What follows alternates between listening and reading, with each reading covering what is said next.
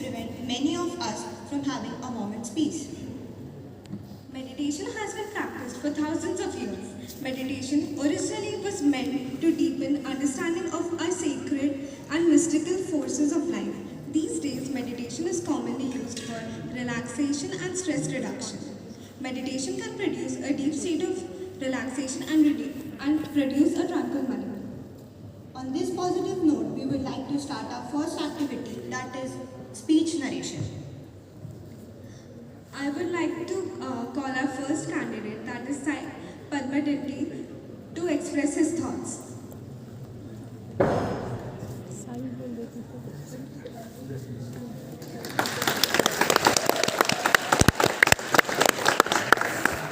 Good afternoon, friends and respected teachers. I'm going to explain about how the meditation helps in our daily life. Meditation gives a boost of feelings of happiness and calmness. It increases our ability to stay cool, calm, and composed under pressure. Buddhist mythology explains nirvana through meditation. Quietness can lead to more peace inside the mind. Swami Vivekananda says, meditation has bridge that connects human soul to the God. Meditation is the focusing on the mind and same object with the mind on the same object. If the mind on some object, if mind requires concentration on one object, it can be concentrated on any object. Meditation is the means unification of subject and object. So prayer is when you talk to God and meditation is when you listen to God. On the physical level of meditation, lower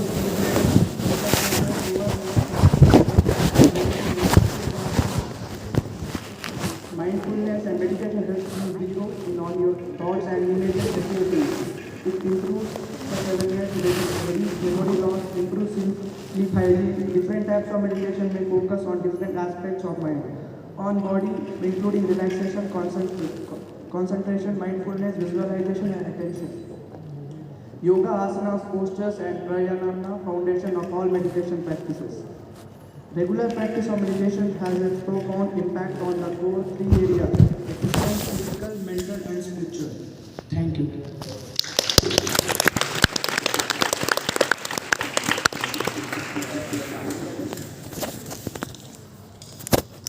Thank you, Sai, for your wonderful words of wisdom. To give a glimpse of his inner thoughts, I would like to invite Kuldeep Marathi.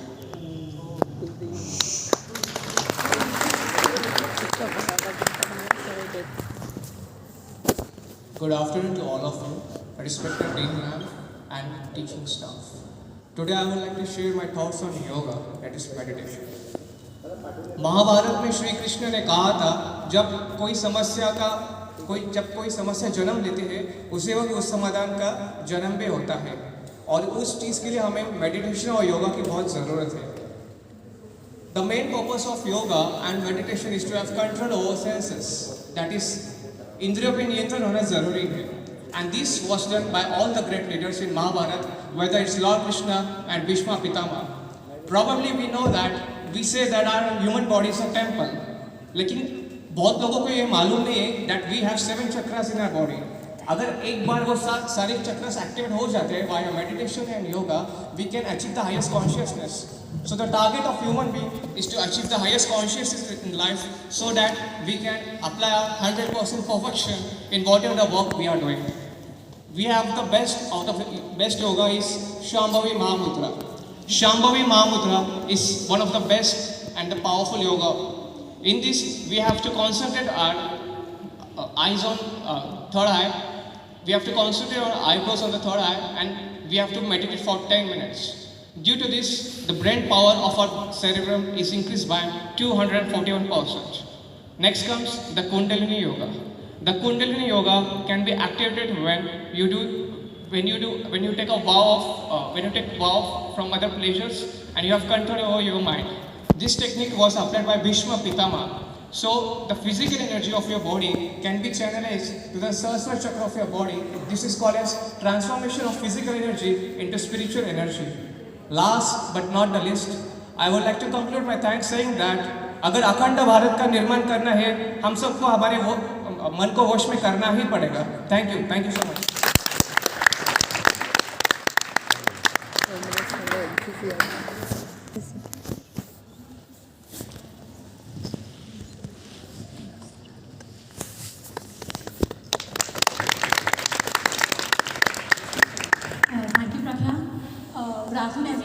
respected Dean ma'am, respected Shubha ma'am, and all of you students, all of my colleagues.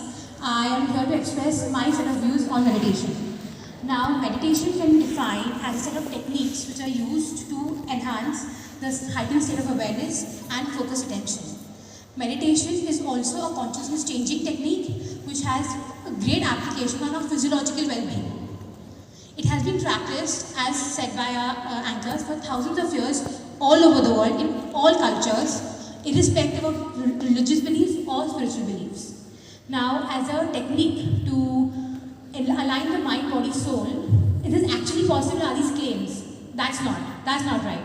Proved studies show that meditation can increase brain plasticity, it can increase a focus, span of focus and attention. This can reduce stress chemicals like cytokines and help us achieve our highest potential. Now, all this is quite bookish knowledge, as everybody knows. But why does meditation have to be prescribed to us? Why do we need to do it? Now, I can only talk about me and by extension all of y'all. So first, I actually aspired to become a doctor when I was very young, and my father, who is a homeopathic practitioner, to narrate cases where he could impact the health of an individual only based on empathy and medicine. Now, mainstream medicine definitely has a very good aspect in healing diseases, but mainstream medicine and allied sciences can be a step further for cure. This can be so prolific. So, as we all are medical students, the future pillars of health of our country, and possibly for everybody else, not as an individual as well. We can unleash the healers within us by putting meditation into our daily repertoire. We can focus on exams better. We will not get anxiety before papers. We will not get discouraged even when the slightest things don't go our way. This can make our approach to life flexible, which will help us enhance our bonds and make us satisfied and happy, which is the most important. I would like to end by saying that this is a world of chaos we are living in, and you all experience it on a daily life. So meditation can be that road to traverse from the chaos that we have today to the calm which we are hoping to achieve. Thank you so much.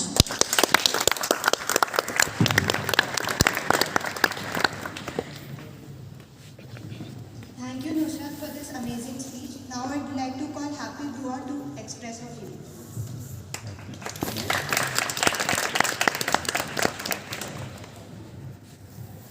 Thank you, Niti and Shakya. A very warm afternoon to one and all present here. I am Happy Bhua, and today I am going to speak about emotions, control emotions. As rightly said by Dalai Lama, the very purpose of meditation is to discipline the mind and reduce afflictive emotions. So you guys probably must be thinking about why I am talking about emotions when I am supposed to talk about meditation. So my dear friends, emotions are the drama of our life. Without emotions, life would be dull and boring like an empty canvas. They bring people together and tear them apart. Stop being so emotional. When you hear something like that, what can you really do? People express their opinions about emotions but know very little about them and keep them under control, and how to keep them under control. Emotions are challenging, but why would we want to stop being emotional? It's a lifeblood. Nevertheless, emotions can wreak havoc and spread pain throughout our lives. And that's where meditation comes in. Contrary to what some people believe, meditation does not make us emotionless, nor does it convert all emotions into a fluffy-minded bliss. We can see that the emotions are not permanent, that they come in waves. And here I would like to share one of my experiences about how meditation helped me. I always attended the meditation camps in my school days, wherein I used to sleep half of the times, as it felt like it was a forceful activity being done. We usually have a habit of procrastinating such things. But then one fine day, one of my close friends insisted me to close my eyes and listen to Vedic chanting And guys, trust me, that was the day I realized how important it is to meditate. It made me feel so good, peaceful, and positive. I was always a sensitive person who used to get negative about so many things and think about what others would think about me. And one day I came across such a beautiful thought that everyone serves a purpose in your life, either a blessing or a lesson. And this really made me feel about why should I customize myself to fit into the puzzles which aren't of my shapes. Everyone's different and they have their own different perspectives, which is totally fine. And here meditation helped me a lot for a positive person I am today. This is what it means to tame our emotions through meditation. In a moment when you notice yourself feeling angry or aggressive, turn your attention to the feeling. Where is it in your body? What is going on? Breathe mindfully for a few breaths as you notice your body sensations change. Listen to your thoughts without adding to the inner dialogue or trying to silence your thoughts. Meditation is not just about keeping calm and peace, but knowing our oneself and knowing our flaws. It opens a space for us to see what's going on inside, including the vivid and powerful movement of our emotion.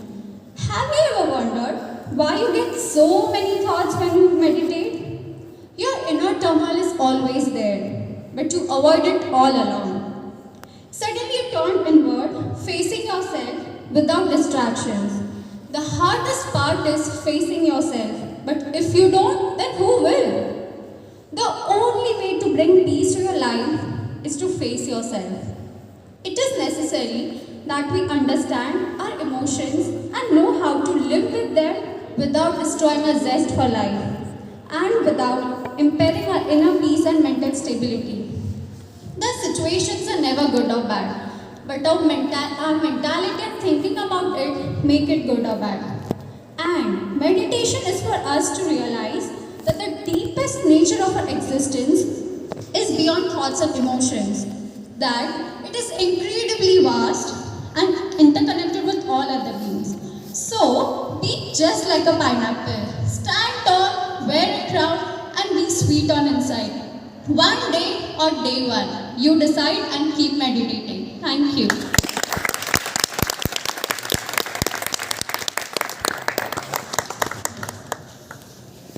Thank you. Happy to give us the glimpse of your thoughts. Now, I would like to call Vedant Kohli to express the voice of his heart.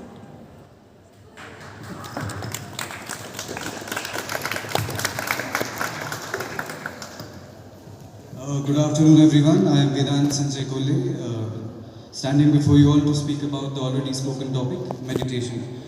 But I certainly have a different narrative. Meditation. So generally we assume, at least in India we say, when we say meditation, we are referring to dhyana. What is dhyana? Or let me use the word meditation, because that's English. When you say meditation, you need to understand this is not something that you can do, because you can become meditation, you can never do meditation. It's a certain quality. If this quality has to blossom within you, if meditation happens within you, if meditation has to blossom within you, if you cultivate your body, if you cultivate your mind, your emotion and energy to a certain level of preparedness, meditation will blossom within you. I have got a concept from the great Sadhguru. There is a lot of misunderstanding about meditation. Meditation is not concentration, contemplation or calling about gods. To become meditative means a little space arises between you and these two accumulations of body and mind. I was always intrigued by this topic of spirituality. From childhood, my mom sure that I am involved in everyday rituals. She always made sure that I am involved with reciting various shlokas and etc. etc. Just to tell you all, I was a short-tempered person during my school days, one with immense enthusiasm and energy, but which was not properly channelized. I used to lose my temper very often. Then again, I got this very important advice from my mom, who is also a psychologist, that Vedant, this is high time and right time that you should start meditating. As I told you all, always, I was always intrigued by all this, but thought of meditation as the old people stuff. And then I found this man called Sadhguru Jaggi Vasudeva, who's a completely spiritual but more of a practical, pragmatic and a very sensible man in this era of false and ostentatious godhood. I have been following this Isha Foundation from quite some time now. Doing the practices recommended by them have certainly brought a lot of peace, happiness, tranquility and a lot of clarity in me. I found it genuinely very useful and helpful. So I would like to ask you all to do a favor to yourself. Go and start meditating. Follow any kriya, any organizations. There are many like Isha Foundation, the YSS, the Art of Living. You can join anyone and you can try it. Also, I would like to add that just don't try it. Follow it at least for 11 days. You will surely and you will definitely find the positive changes. So guys, now you know what to do. Go and start meditating. Period. May you all have a wonderful life. Thank you so much.